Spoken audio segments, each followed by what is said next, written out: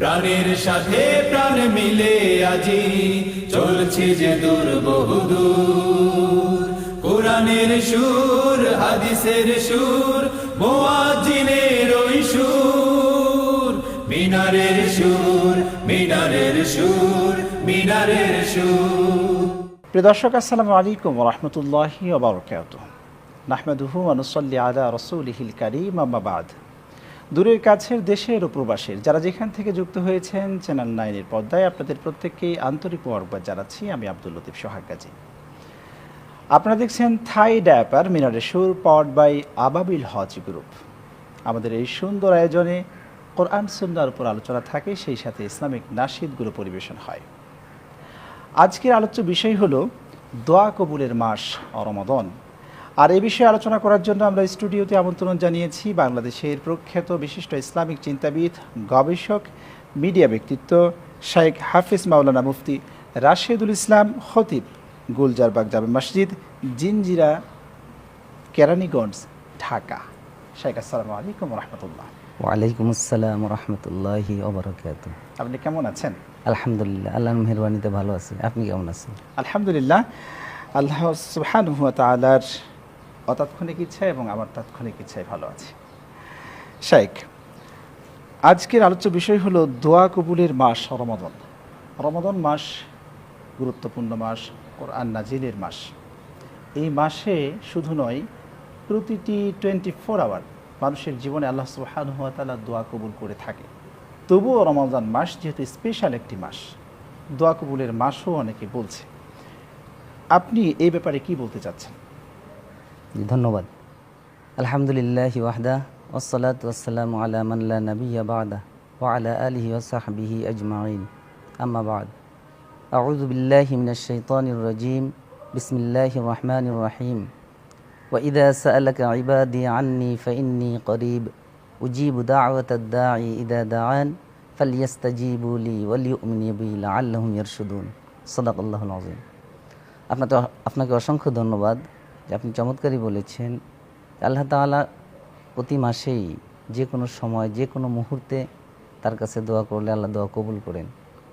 আমি কোরআনুল কারীম থেকে একটি আয়াতে কারিমা তেলাওয়াত করেছি, সূরা বাকারার 186 নম্বর আয়াত।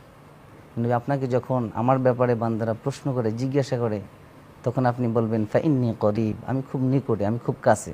উজিবু দাওয়াতাদ দা, একজন আহ্বানকারী যখন আহ্বান করে, ডাকে, আমি তার ডাকে সাড়া দিই। সুবহানাল্লাহি ওয়া বিহামদিহি।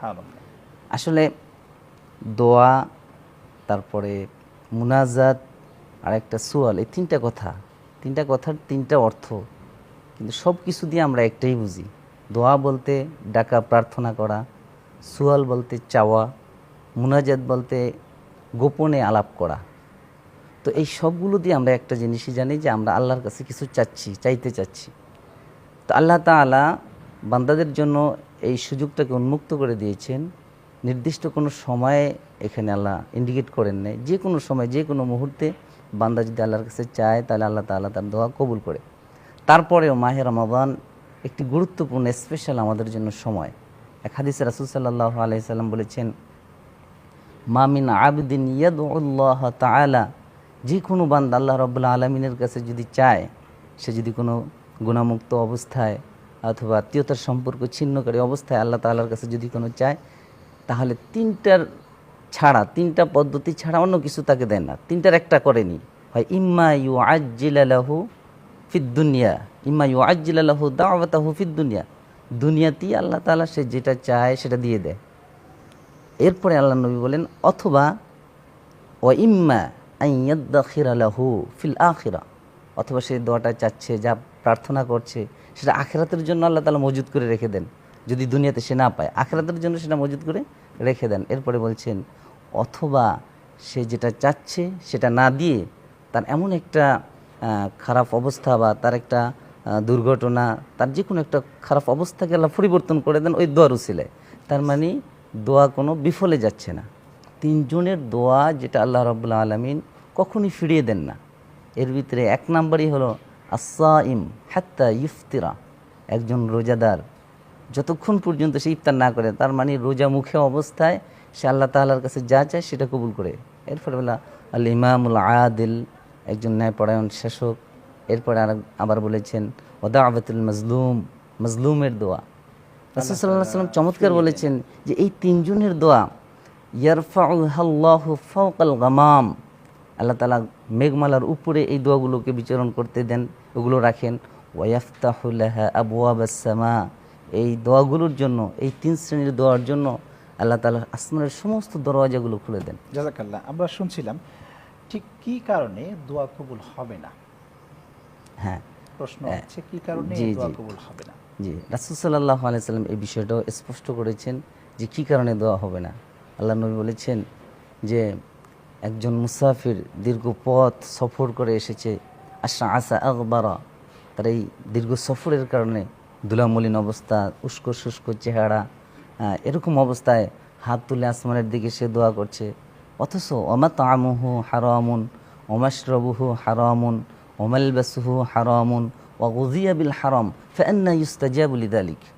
আল্লাহ নবী বলছেন সে হাত তুলে আল্লাহর কাছে চাচ্ছে, আল্লাহ আল্লাহ বলে ডাকছে, অথচ তার খাবারটা হারাম, তাই সে যে পান করে ওই পানীয়টাও হারাম, সে যে পোশাকটা পরে আছে ওই পোশাকটাও হারাম, এমনকি সে যে খাবার খেয়ে শরীরটাকে গঠন করেছে, ওয়াগুযিয়া বিল হারাম, যে গঠন করেছে শরীরটা যে খাবার খেয়ে ওইটাও হারাম, ফাআন্না ইউস্তাজাবু লিযালিক, তার দোয়া কী করে কবুল হবে?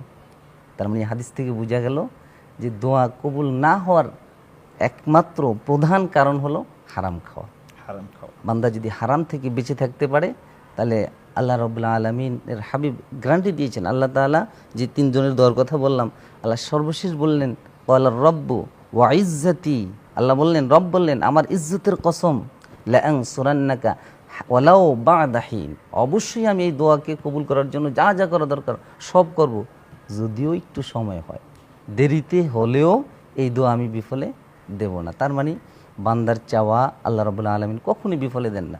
এটা শুধু রমজান মাস না, আর রমজান আমাদের জন্য উত্তম একটা সময়, বিশেষ করে সাহারির সময়ের দোয়া কবুল। রাসূল সাল্লাল্লাহু আলাইহি ওয়াসাল্লাম হাদিস আছে যে লিসাইমি ইন্না লিসাইমি দাওয়াতান লাহু লা তুরাদ্দু, রমজানের রোজাদারের জন্য ইফতারের অবস্থায় আইন্দা ইফতারিহি, ইফতারের সময় ফিতরিহি দাওয়াতুন লা তুরাদ্দু, আইন্দা ফিতরিহি, হ্যাঁ আইন্দা ফিতরিহি লা তুরাদ্দু দাওয়াতাহু, অর্থাৎ ইফতারের সময় তার জন্য একটা দোয়া বরাদ্দ আছে, সেটা করলে এটা ফিরিয়ে দেওয়া হয় না, দোয়া কবুল হয়। এছাড়া সাহারির সময় গুরুত্বপূর্ণ সময়, সাহারির সময় দোয়া করলে কবুল। এটা শুধু রমজানে না, এই টাইমে, এই সময়, রমজানের বাহিরেও যদি দোয়া করে তাহলেও দোয়া কবুল। রাসূল সাল্লাল্লাহু আলাইহি ওয়াসাল্লাম স্পষ্ট সহিহ হাদিস, সহিহ বুখারীর বর্ণনা, আল্লাহ নবী বলেছেন ইয়ানজিলুল্লাহু তাবারাকা ওয়া তাআলা ফি কুল্লি লাইলাতিন ইলা সামাঈদ দুনিয়া হাত্তা হিনা ইয়াবকা সুলুসুল লাইলিল আখির, রাতের 1/3 বাকি থাকতে, 3 ভাগের 1 ভাগ বাকি থাকতে প্রত্যেক রাতে আল্লাহ রাব্বুল আলামিন প্রথম আসমানে আসেন, এসে এরপর বান্দাদেরকে ডেকে ডেকে বলেন মাইয়াদউনি ফাস্তাজিবা লাহু, কে আছো আমাকে ডাকো আমি তার ডাকে সাড়া দেব। এরপরে কে আছে, হ্যাঁ মাইয়াতুইমুনি, কে আছে। জাযাকাল্লাহ। আমরা সময় পেলে আরো শুনতাম আপনার থেকে। আপনি খুব চমৎকার বলছিলেন দোয়া কবুলের মাস রমাদান নিয়ে। জাযাকুমুল্লাহু খাইর। প্রিয় দর্শক, আপনারা দেখছিলেন থাই ডায়াপার মিনারের সুর, পাওয়ার্ড বাই আবাবিল হজ গ্রুপ। এই পর্যায়ে ছোট্ট একটি বিরতি, বিরতির পর ইসলামিক নাশিদ পরিবেশন হবে ইনশাআল্লাহ। এর আগেই আপনাদের থেকে বিদায় নিচ্ছি। সকলে ভালো থাকুন, সুস্থ থাকুন। আসসালামু আলাইকুম ওয়া রাহমাতুল্লাহি ওয়া বারাকাতুহু।